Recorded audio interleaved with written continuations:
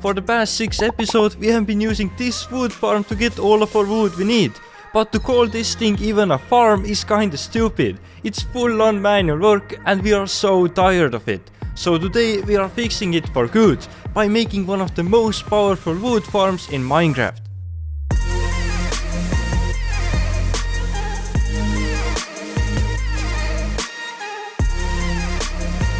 Welcome back to the survival series. So as the first thing, we can just remove our old wood farm. And done. Okay, let's go research for a proper farm design now. So far I found two pretty cool ones, which both use the 2x2 spruce trees. The one over here is designed by Floppy Donkey and is supposed to deliver up to 450,000 spruce logs per hour.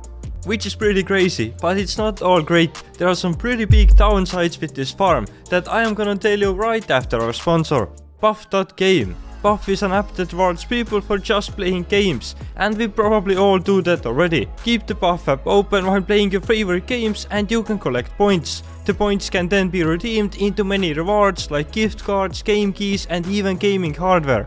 There are many supported games, but most importantly they have Minecraft on the high pixel server. Since Buff doesn't mine crypto or use a computer's power, you can still game at the maximum performance. While you can earn points with just keeping the Buff app open, you can also complete the weekly challenges to get some extra points. Check out and download Buff now for both PC and mobile. The link to that is in the description below. Thanks Buff for sponsoring this episode and helping gamers get rewarded for all of their hard work. Before I go over the downsides, let's look at the second farm we are considering. Designed by Lintex, and the rates are 150,000 wood logs per hour, so about 3 times less than the first farm.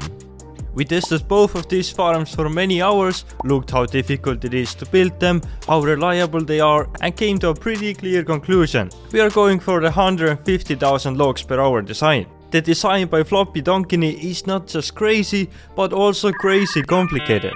The build would be pretty hard, and if anything were to break, it would take ages to repair in survival. By accident, we even broke it in creative. So no, we are not going to take that risk. The design by Lintex it is then, and I am sure the 150,000 per hour will be enough. Once we get it working, that is. As we now know the design, it's time to gather all the resources. Most of the stuff can be collected from our fancy new storage room, which I still can't get over how beautiful this is. The more difficult part is that this farm requires 1100 obsidian for the TNT chambers. While Robin kept on collecting some other stuff, I had to figure out where do I get the 1000 obsidian. I'm not gonna build another farm right now, so destroying an end obsidian tower seems to be the best option. There is no day and night in the end, so this time lapse may seem quick, but it took me almost exactly 2 hours to destroy it alone. I could have stopped way earlier, but wanted to get it fully destroyed and keep some obsidian as an extra. Another thing you have absolutely a big donut of, I mean zero of, is the honey blocks. Process is easy. Go hunt for some beehives, get those beehives into a room and start breeding for more bees. Once you have enough bees, make a farm with them. And when I had 2 farms completed, I found out almost 3 hours had passed. Time just flies, or I guess it just takes a long time to make these bee farms. Either way, we just left those working in the back of our storage room and a sweet chunk of honey blocks was earned. There is another problem we need to tackle. This farm may look absolutely gorgeous to the designer Lintex, but I just see a huge blob of redstone. There needs to be a good way to cover this thing up. We got to work in our creative world and instantly got the thought of, hey, what if we made a huge tree and just put the farm inside the tree? I am a bit embarrassed to even show you the first attempt, but okay, here it is. It looks so bad, I know. Never had my expectations versus reality being so different. Then I wondered how some other people have built it, and found a Reddit post from 10 years ago. This looks amazing, and I get it now. We just need to follow the log and leaves pattern. We used all the 2 brain cells we have, and the result of this is just amazing. But I don't think I even want to show you everything just yet. You will see it when we build it in survival. For this huge tree that is exactly 16 times bigger than the original, we need about 3000 different wood logs to build up the tree stump. Wait, but we already removed the tree farm, so let me build it back real quick. After those we started up our sand duper and used it to make some concrete. We made ourselves about 11,000 lime concrete, 9,000 black concrete and 6,500 green concrete. These blocks will be used for the leaves, as you probably can guess already. The total collection process, including time to destroy the end obsidian tower and some beekeeping, was 7 hours. Not bad, but without wasting any more time, let's get into building the tree. The place we chose to build it is right over here, and I bet it's going to be amazing when you can see the huge tree right from our storage room. The first step is the tree stump. Following the reference picture carefully, but wow, it takes quite a lot of time to build it. And just so you know, the tree stump is only made out of 3000 blocks, while for the leaves we have 26,000 concrete. Big yikes. The tree stump got built in 2 hours, and before we cover everything with leaves, let's build the tree farm itself. The main thing I'm concerned about is, what if you don't build the redstone things in the correct order and the whole farm just breaks? So we gotta test it a lot. Alright, so we have some progress, let's try it out. Oh wow, it actually seems to work like it's supposed to. Let's build the leaf destroyers next. Once we got the hang of it, it was pretty much repeating the same process over and over, which made it pretty easy. Just took us an hour and 40 minutes and these were ready. But again, we should try these out. Okay, that doesn't seem right at all. These birch logs should come back, but they don't. Okay, that was easy to spot, can you see?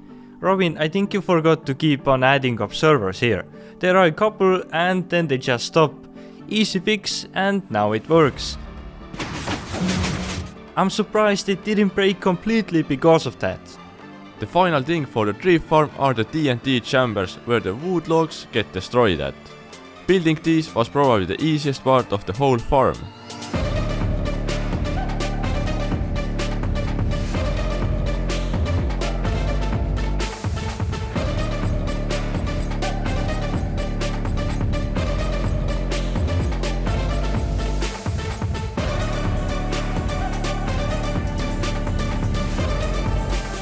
After a total of 4 hours of building the farm, it should be ready. Activate the lever and let's see the TNT chambers in action. Oh no, that wasn't supposed to happen. Half of them just blew up, while the other half just worked perfectly. Weird, I don't really see the problem here, so we are gonna just rebuild those and just try again. And just like that, building them for the second time somehow fixed it and everything works. Before we show you how crazy fast the farm actually is, we are going to build the rest of the decoration around the farm. And there is a lot to do, so no more sticking around here.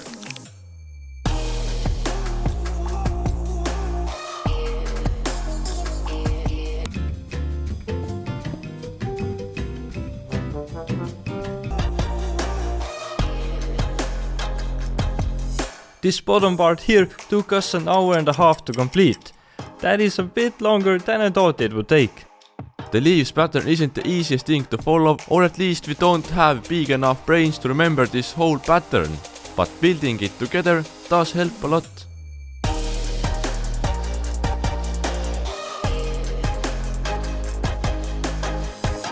After another 2.5 hours of concrete placing, this is where we're at. Feels close to the finish line. I bet we are gonna see this leaves pattern even in our dreams. We have been doing nothing but just staring and following it for the past 6 hours. But that's okay, I'm gonna leave now.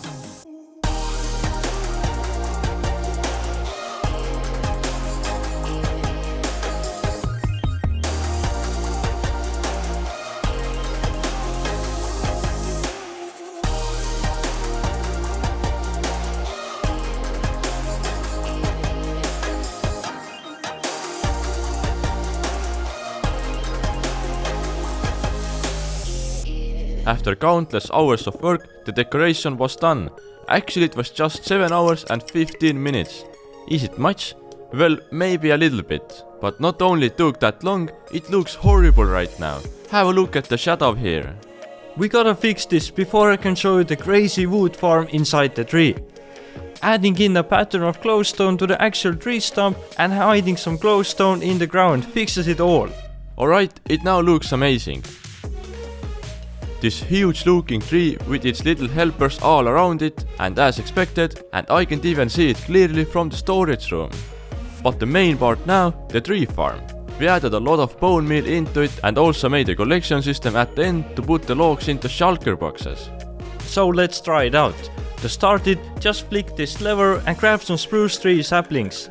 Then place 4 of them and just keep on holding the right click. Each time it grows a tree, it makes a pretty big lag spike, as you can probably see.